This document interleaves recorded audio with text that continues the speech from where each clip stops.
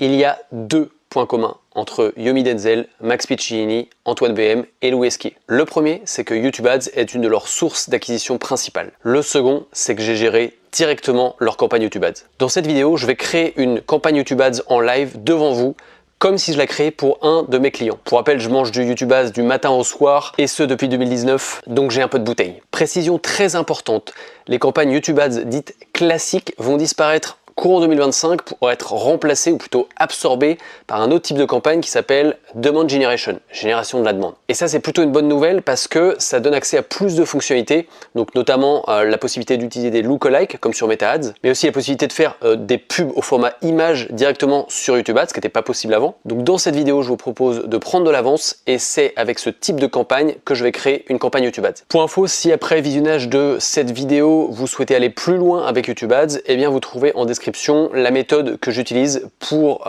gérer les campagnes de mes clients et qui leur permet de générer plus de 100 cas par mois et ce juste avec YouTube Ads. Ok, maintenant c'est parti, on y va, on met les mains dans le cambouis et on va créer une campagne YouTube Ads en live. Donc on se retrouve derrière mon écran directement sur ce compte démo Google Ads.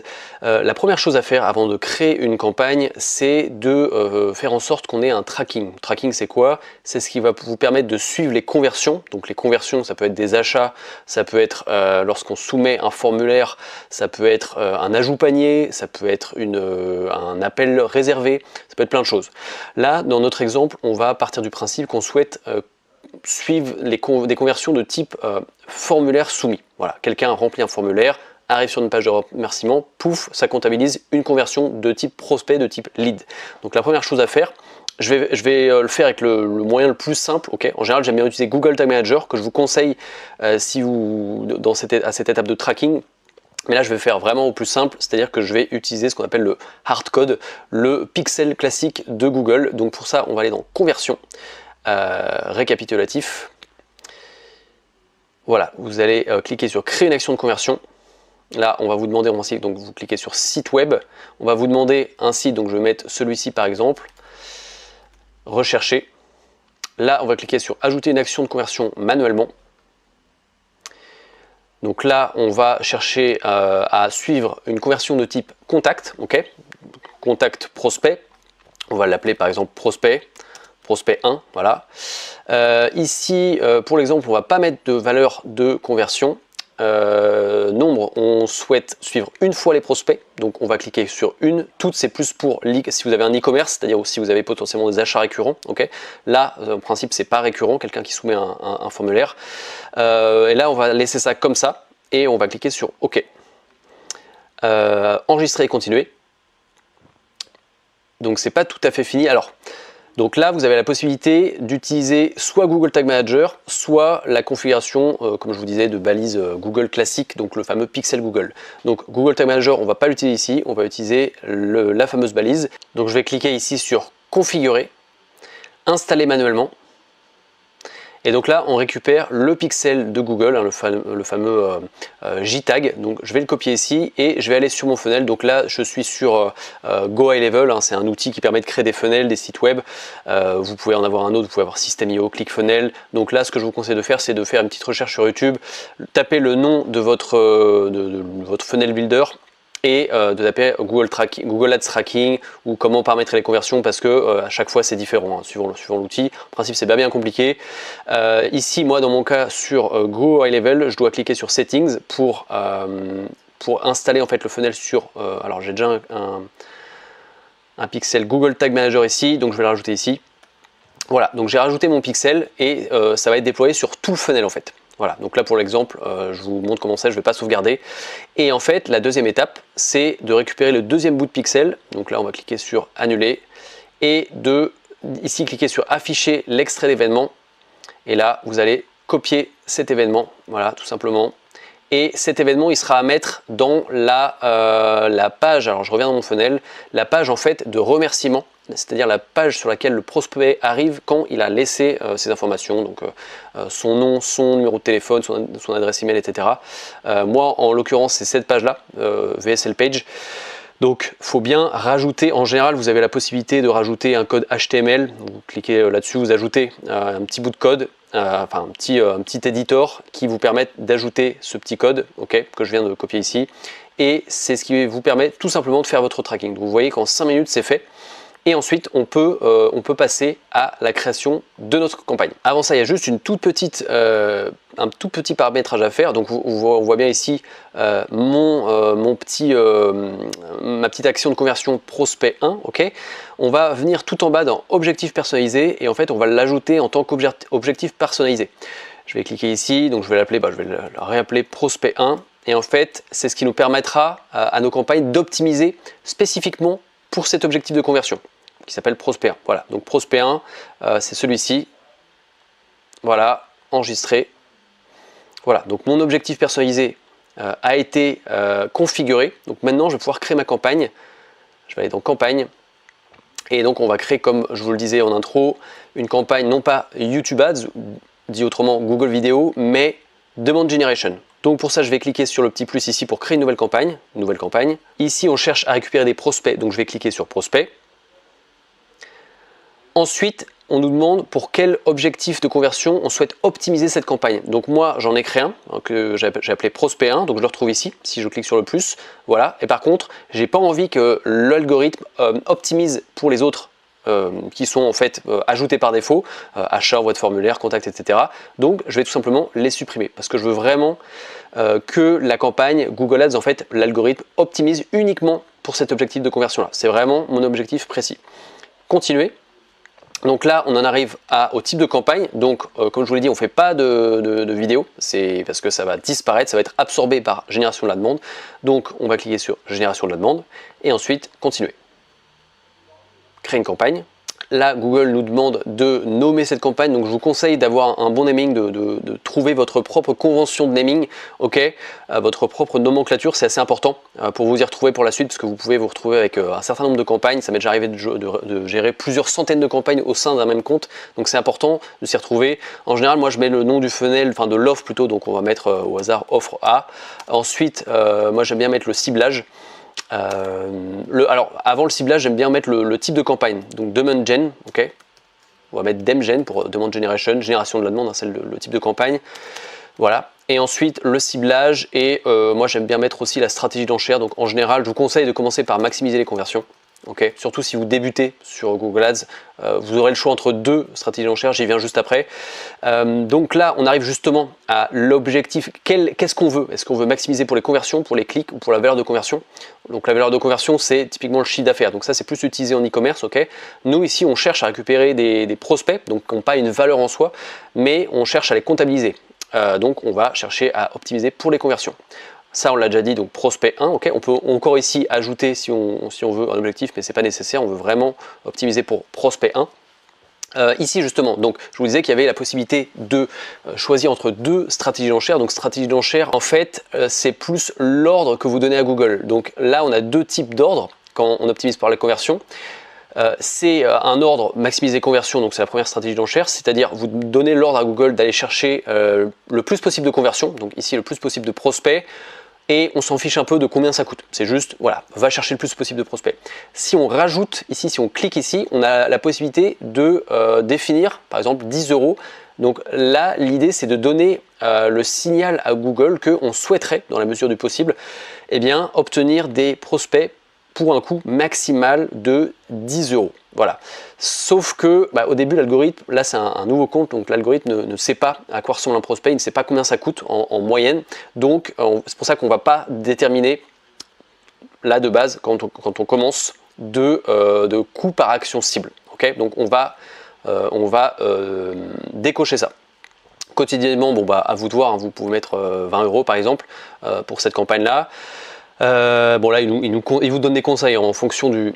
Là c'est bizarre, c'est un compte de démo, c'est bizarre qu'il nous donne des conseils, mais en tout cas ne mettez pas 10 €, c'est un petit peu léger, donc essayez de mettre au moins 20-30 €, ok. Zone géographique, bon on va laisser ça comme ça, là c'est à vous de voir, il n'y a pas forcément de débat là-dessus. Appareil, moi j'aime bien enlever la télé, voilà, écran TV. Calendrier, là c'est pareil, c'est en fonction de vos besoins, de ce que vous souhaitez. Moi en général je laisse toute la journée parce que ça permet de laisser plus d'oxygène à l'algorithme, donc toute la journée, même si c'est à 4 h du mat, on le laisse faire, on le laisse tester comme il veut, ok. Ça pas besoin, ça on peut laisser désactiver. Donc accéder au groupe d'annonces, donc là on était au niveau de la campagne, là on arrive au niveau du groupe d'annonces, donc ad set hein, pour ceux qui sont habitués à Meta Ads. Donc en général au niveau du groupe d'annonces, moi je mets le ciblage, je remets le ciblage vraiment de façon spécifique. Donc ici on peut mettre la France par exemple, la langue on peut mettre le français. Voilà, ici on arrive aux audiences, donc en général, surtout pour commencer, je vous conseille de décocher utiliser le ciblage optimisé. Ça c'est pour vraiment quand on cherche à aller loin, on cherche à donner un maximum d'oxygène à l'algorithme. Au début, on essaie d'être assez granulaire, il n'y a pas besoin d'aller chercher super loin. Donc soyez le plus granulaire possible, en tout cas plus que sur Meta Ads, d'accord. Il faut aller chercher les bonnes audiences pour commencer. Et là, vous pouvez ajouter votre audience. Donc les audiences se créent en fait en amont. Donc vous cliquez sur Nouvelle audience ici. Et alors là, vous avez la possibilité de faire pas mal de choses. Donc, segment personnalisé, ça vous permet de créer vos propres audiences basées sur des sites web, sur des mots-clés recherchés sur Google, sur pas mal de choses, des applis visitées aussi. Donc ça peut être intéressant. Vos données, c'est tout ce qui concerne, alors ça, c'était anciennement le remarketing, c'est-à-dire toutes les interactions que vos prospects, que les gens qui ont visité votre site, votre chaîne YouTube ont eu avec vous, et ça va être répertorié ici. Donc là, c'est vraiment tout ce qui est remarketing, retargeting, c'est la même chose. La possibilité aussi de créer des segments similaires, donc des lookalikes, c'était pas possible avant avec YouTube Ads. Donc là, c'est possible désormais avec les campagnes de type Demand Generation, donc très intéressant et grande avancée sur YouTube Ads. Là, on rattrape un petit peu Meta Ads sur ce point, donc c'est très bien. Et ici, alors c'est là qu'elles sont rassemblées toutes les audiences de Google, toutes les affinités, toutes les audiences sur le marché, toutes les audiences, là vous voyez c'est répertorié, donc sur le marché, événements de la vie, données démographiques détaillées et affinités, donc c'est les 4 gros blocs, les 4 gros paquets d'audience on va dire, et vous pouvez aller dans le détail, donc voilà, achat saisonnier, automobile et véhicules. Sur le marché, moi j'aime bien en général, sur le marché c'est en fait des audiences qui ont été, enfin c'est des éléments qui ont été, ou des thématiques qui ont été recherchées par des utilisateurs de Google lors des dernières semaines. Donc par exemple, si je choisis ici, je sais pas moi, automobile et véhicules, pièces et accessoires automobiles, et ben ça veut dire que c'est quelqu'un qui a fait, on va cibler des personnes qui ont fait des recherches récentes sur sur des pièces et accessoires automobiles. Donc ça c'est très intentionniste, donc c'est vraiment intéressant, notamment si vous faites de l'e-commerce, encore plus intéressant, mais pas que d'ailleurs. Voilà, bon là je vais pas aller dans le détail parce qu'il y a des centaines et des centaines de ciblages différents. C'est d'ailleurs une grosse force de YouTube Ads, il y a énormément d'options de ciblage différentes. Ça je vous laisse regarder. C'est bien de faire ses propres recherches en amont avant de se lancer comme ça. Je sais pas moi, on va dire que je cherche un truc sur les chats, parce qu'on va dire que je suis voilà, comportement du chat, il y a pas mal de choses, photo de chat, logiciel de, alors c'est pas chat, c'est chat vidéo pour le coup, maison pour chat, vous voyez qu'il y a pas mal de choses. Personne qui aime les chats, voilà, bon par exemple je vais cibler ça, allez, donc c'est dans affinité, ok, donc c'est Google a trouvé en croisant toutes ces données, il a fait un paquet d'audience de gens qui aiment les chats. Voilà, c'est ça qu'on va viser. Donc tout de même une audience de 300 millions de personnes, donc c'est pas négligeable.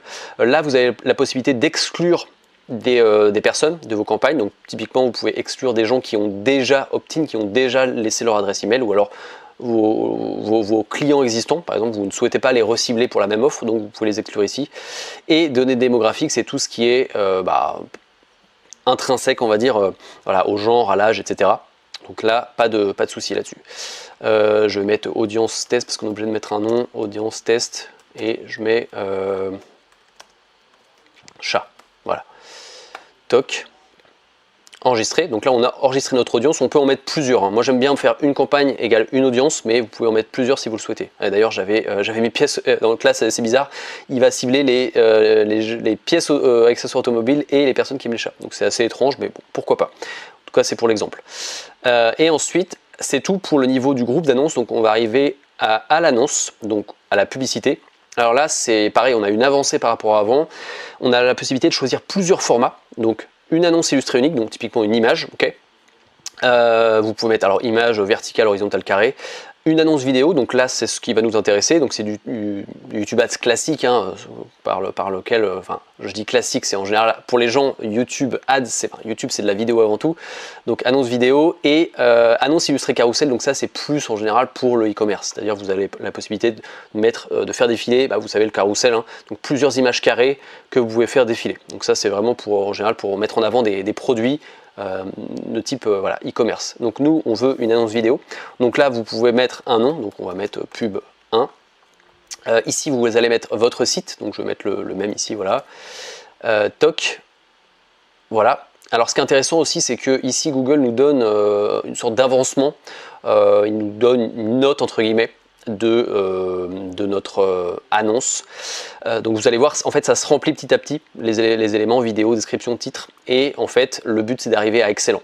Quand vous êtes à excellent, c'est-à-dire que Google peut optimiser le plus possible votre campagne parce qu'il sera en mesure de diffuser dans le plus d'espace publicitaire possible, suivant le plus de formats possible. Donc le but, bien évidemment, c'est d'arriver à excellent. Si c'est bonne, efficacité bonne, c'est déjà correct. Mais évitez d'arriver à moyenne, c'est vraiment, ou insuffisant. C'est quand même pas terrible. Voilà, donc ici on met les vidéos. Donc j'avais préparé une vidéo ici complètement au pif. Voilà. Donc voilà, une vidéo. On peut aussi choisir le format dans lequel va s'afficher la vidéo. Okay, donc on a in-feed, in-stream et short. Okay. On peut en mettre plusieurs. Alors moi je suis pas très fan d'en mettre plusieurs au sein de la même annonce. Je préfère vraiment dupliquer cette annonce là parce qu'en fait il faut faire la différence entre vidéo et annonce. Ici au sein de la même annonce vous avez la possibilité de mettre plusieurs vidéos, jusqu'à 5 je crois. Mais on peut dupliquer cette annonce pour mettre une autre vidéo. Moi je préfère ça parce que je trouve ça plus facile de suivre les résultats tout simplement, donc c'est ce que je vous conseille de faire. Ici un logo, alors ça j'avais pas trop anticipé, on va mettre un truc au pif, allez une photo de mariage, très bien, voilà, ça fait pas très, c'est pas ouf comme logo, mais bon c'est pas grave. Voilà.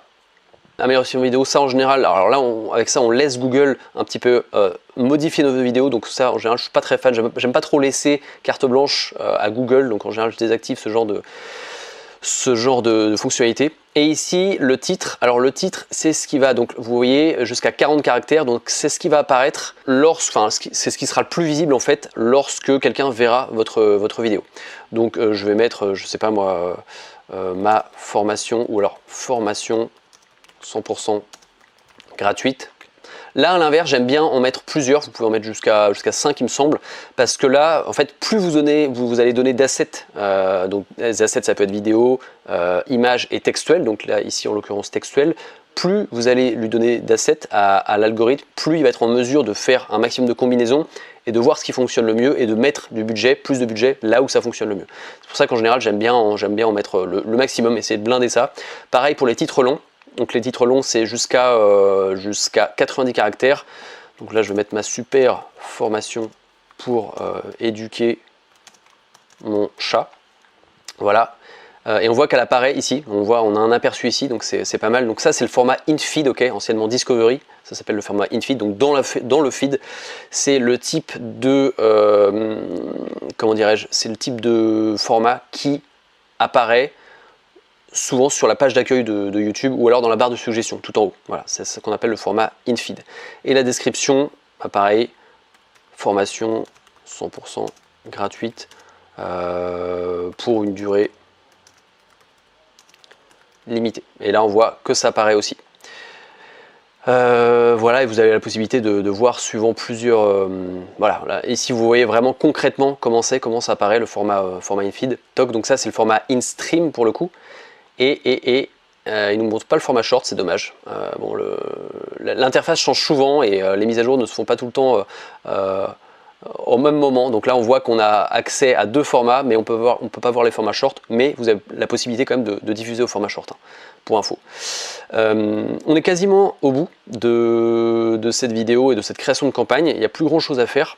Donc comme je vous le disais, je vous conseille de mettre un maximum d'assets textuels, ok. Et, et donc là, on a la possibilité de dupliquer l'annonce, ok. Donc c'est ce que je fais en général, c'est-à-dire que je vais en fait split tester plusieurs annonces au sein d'une même campagne avec une seule audience à tester. Donc Là, je clique sur dupliquer l'annonce. Ouais, elle a été créée. Donc là, c'est important de faire les modifs. Donc je vais dessus. Là, c'est bien important de mettre, ici, je vais mettre pub 2. Et là, bien sûr, le seul élément, la seule chose qu'on va changer, donc ne vous abusez pas à changer tous les titres, ok, et tous les titres et toutes les descriptions. On cherche qu'à split tester qu'une seule chose à la fois. Donc là, c'est quoi la différence entre pub 1 et pub 2? C'est tout simplement l'asset vidéo, voilà, l'active vidéo. Donc ici, ce que je devrais faire, alors j'en ai pas préparé une autre, mais je devrais cliquer ici et ajouter une nouvelle vidéo. Voilà. Bon, ici, je vais la supprimer. Mais vous voyez l'idée. Donc on est arrivé au bout de cette création de campagne, a priori. Alors là c'est dommage, ils ne mettent pas ça, j'ai dû oublier un truc quelque part. Je regarde. On va cliquer sur vérifier. Alors ils me disent qu'il y a un problème, donc je vais aller dessus, corriger le problème. Ah, il faut mettre le nom de l'entreprise, donc je vais mettre mon propre nom. Voilà, donc en général, ça s'est quand même amélioré, hein, l'expérience utilisateur depuis cette dernière mise à jour sur Google Ads. Donc en principe, là c'est bon. Je vais recliquer sur vérifier pour voir si c'est good. Donc là, il me dit que c'est good, donc je peux publier ma campagne. Je ne vais pas la publier parce que c'est un test, mais voilà comment en 2025 et peut-être les années après, on crée une campagne YouTube Ads optimisée pour la conversion. Voilà, maintenant vous savez comment créer une campagne YouTube Ads pour générer des conversions. Pour rappel, je vous explique en description de cette vidéo la méthode qui permet à mes clients de générer plus de 100 cas par mois avec YouTube Ads uniquement. Je vous souhaite une très bonne journée et je vous dis à bientôt.